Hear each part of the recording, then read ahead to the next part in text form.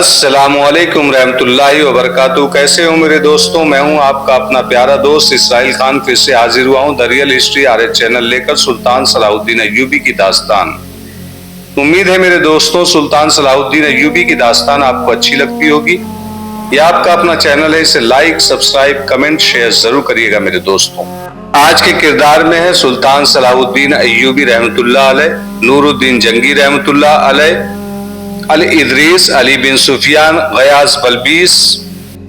ارسلان اسے اپنے باپ علی ادریس کے خلاف استعمال کرنا چاہتا تھا، لیکن ارسلان نے منصوبہ بدل دیا اور اس لڑکی سے کہا کہ دونوں بھائیوں کو ایک دوسرے کے ہاتھوں قتل کرا دو۔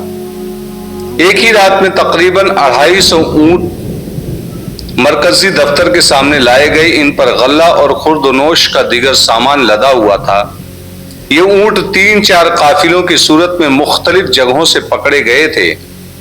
اناج وغیرہ کو سرحد سے باہر جانے سے روکنے کے لیے گشتی پارٹیوں کا انتظام کیا گیا تھا۔ یہ ان کی پہلی کامیابی تھی۔ ان قافلوں کے ساتھ جو آدمی تھے انہوں نے شہر کے چند ایک بیوپاریوں کے نام بتائے۔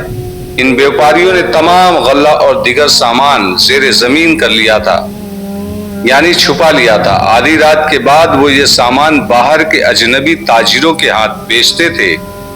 ان آدمیوں نے دیہاتی علاقوں میں بھی چند ایک جگہوں کی نشاندہی کی جہاں اجنبی سے تاجر موجود رہتے اور تمام تر رسد اکٹھی کر کے لے جاتے تھے۔ شتربانوں میں سے بعض نے سرحد کی ایک جگہ بتائی جہاں سے یہ قافلے سوڈان جایا کرتے تھے۔ وہاں ایک سرحدی دستہ موجود تھا۔ انکشاف ہوا کہ اس دستے کا کمانڈر دشمن سے باقاعدہ معاوضہ یا رشوت لیتا اور قافلے گزار دیتا تھا۔ یہ انکشاف بھی ہوا کہ یہ اہتمام ارسلان کی زیر کمان ہو رہا تھا۔ یہ ان سینکڑوں میں سے چند ایک واقعات ہیں جو سلطان ایوبی کے غیر حاضری میں مصر کو لپیٹے میں لے رہی تھی۔ علی ادریس اور دیگر اعلیٰ حکام نے ارسلان کی غداری اور ادریس کے بیٹے کی موت اور دیگر واقعات پر غور کرنے کے لیے اجلاس منعقد کیا۔ علی بن سفیان اور غیاث بلبیس نے مشورہ پیش کیا کہ حالات اتنے بگڑ گئے ہیں کہ ان کے بس میں نہیں رہے۔ پیشتر اس کے کہ مصر میں بغاوت ہو جائے یا فاطمیوں کے اور فدائیوں کے ہاتھوں کوئی اعلیٰ شخصیت قتل ہو جائے، سلطان ایوبی کو مکمل حالات سے آگاہ کر دیا جائے اور انہیں مشورہ دیا جائے کہ ممکن ہو سکے تو وہ کرک کا محاصرہ اپنے نائبین کے سپرد کر کے قاہرہ آ جائیں۔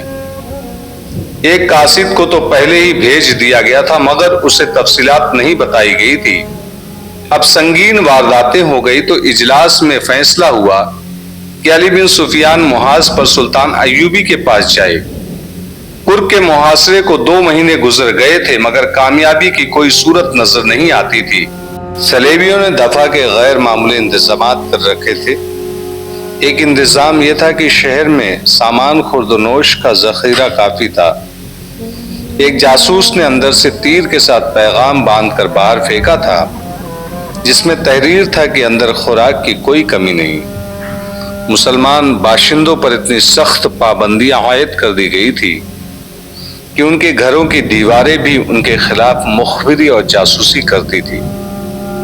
اس لیے اندر تخریب کاری ممکن نہیں رہی تھی، ورنہ خوراک کا یہ ذخیرہ تباہ کر دیا جاتا۔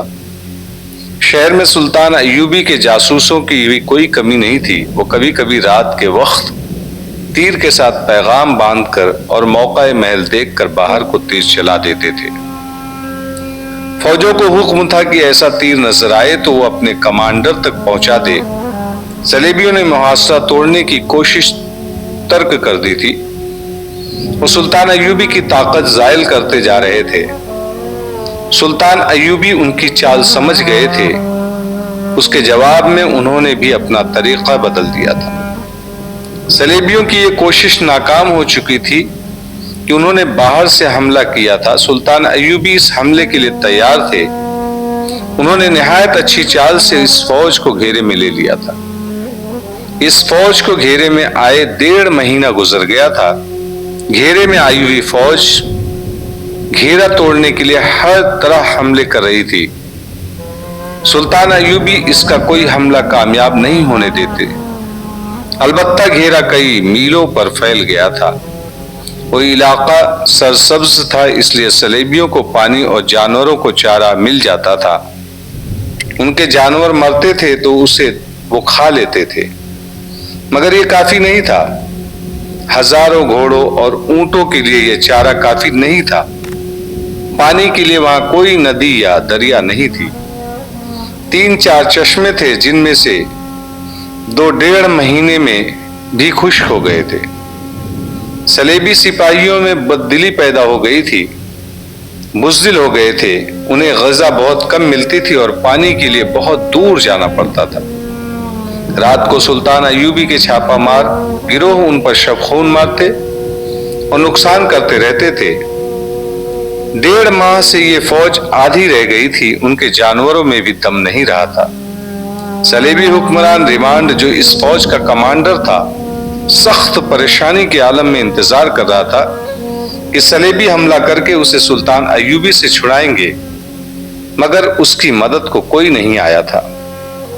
سلطان ایوبی چاہتے تو چاروں طرف سے حملہ کر کے اس فوج کو شکست دے سکتے تھے، لیکن انہوں نے اپنی جانی نقصان بھی ہونا بہت لازمی تھا اور جنگ کا پاسا پلٹ جانے کا خطرہ بھی تھا۔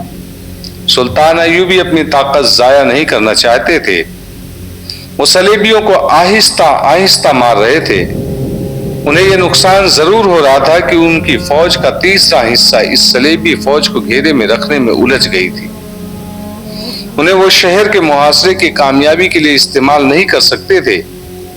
ان کے پاس ابھی ریزرو دستے موجود تھے اور وہ سوچ رہے تھے کہ قلعہ توڑنے کے لیے وہ انہیں استعمال کریں۔ وہ اب محاصرے کو اور زیادہ طول دینا نہیں چاہتے تھے۔ اس دور میں محاصرے عموماً طویل ہوا کرتے تھے، ایک شہر کو 2 سال تک بھی محاصرے میں رکھا گیا ہے۔ 6-7 ماہ کا محاصرہ طویل نہیں سمجھا جاتا تھا، لیکن سلطان ایوبی محاصرے کو طول دینے کا قائل نہیں تھے، بہت زیادہ وقت ضائع نہیں کرنا چاہتے تھے۔ وہ ان حملہ آوروں میں سے بھی نہیں تھے جو کسی ملک کے دارالحکومت کا محاصرہ کر کے اندر والوں کو پیغام بھیجا کرتے تھے کہ اتنی مقتدر زر و جواہرات کی، اتنے 1000 گھوڑے اور اتنی عورتیں باہر بھیج دو، ہم چلے جائیں گے۔ سلطان ایوبی اس طریقے کی اوسی حرکت کبھی نہیں کرتے تھے۔ سلطان ایوبی عرب کی سرزمین سے صلیبیوں کو نکالنا چاہتے تھے۔ وہ کہا کرتے تھے کہ یہ سرزمین اسلام کا سر چشمہ ہے جو ساری دنیا کو سیراب کرے گا، اور وہ اپنی عمر کو بہت کم سمجھا کرتے تھے۔ یہ الفاظ اس نے بار بار کہے تھے کہ میں یہ کام اپنی مختصر سی عمر میں پورا کر دینا چاہتا ہوں، ورنہ میں دیکھ رہا ہوں کہ مسلمان امرا اس مقدس خطے کو صلیبیوں کے ہاتھ بیچتے چلے جا رہے ہیں۔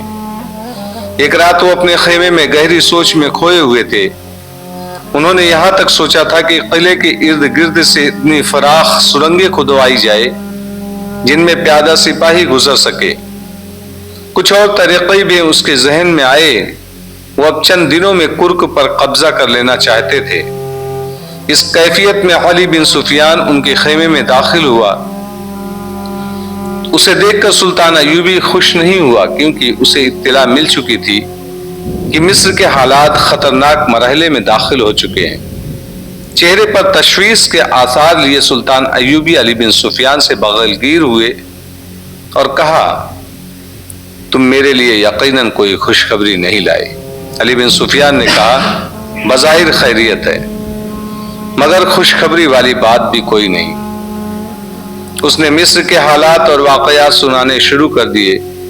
علی بن سفیان جیسا ذمہ دار حاکم سلطان ایوبی سے کچھ بھی نہیں چھپا سکتا تھا، نہ ہی وہ اسے خوش فہمیوں میں مبتلا کر سکتا تھا۔